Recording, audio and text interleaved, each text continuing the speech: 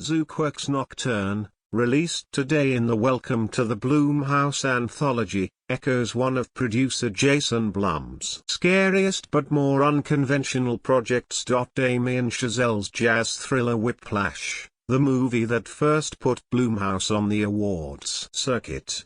This story, about a classical pianist's feverish pursuit for greatness, stands on its own with its more direct approach to horror, but it recalls the excitement of getting sucked into Whiplash and its musical approach to psychological terror. Nocturne isn't just the best entry in the Welcome to the Blumhouse series, it's one of the best Blumhouse movies in years. Like that last great movie about musicianship as a bloodsport, Nocturne is filled with the horror of failure and mediocrity, as experienced by someone who has invested their self-esteem in hitting the right notes.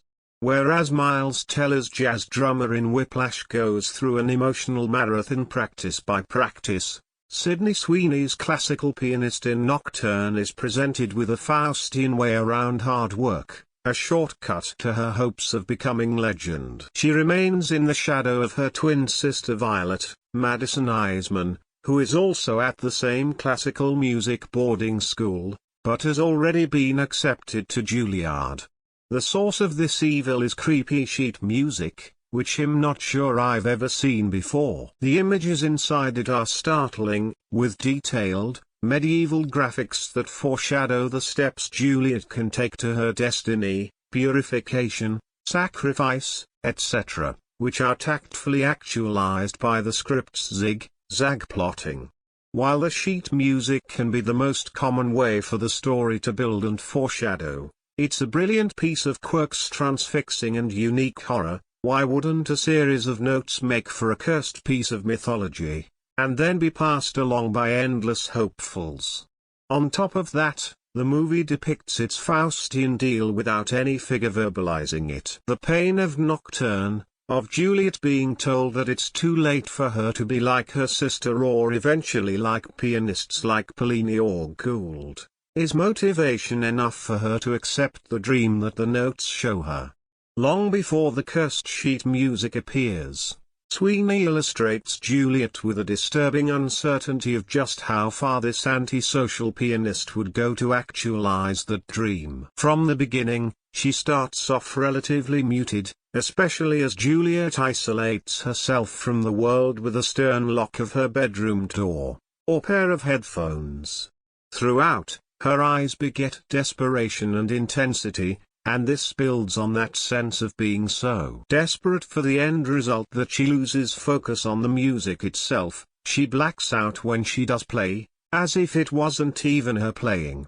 It's an incredible performance from Sweeney, who shows many different shades of melancholia and mania with such acute work, all while picking away at the fortitude that Juliet had originally built around herself for the sake of her single goal. Making her incredibly promising directorial debut, Quirke proves that storytelling about a classical style does not mean the filmmaking has to be recognizable. You feel the movie's spiky creativity in even small choices, like interstitial music that's far from classical, or jarring cuts to a new scene that's suddenly in slow motion, or the way in which it suddenly throws you into a stylized dream sequence. Quirke's commitment to the left field helps the more commonplace horror stand out too.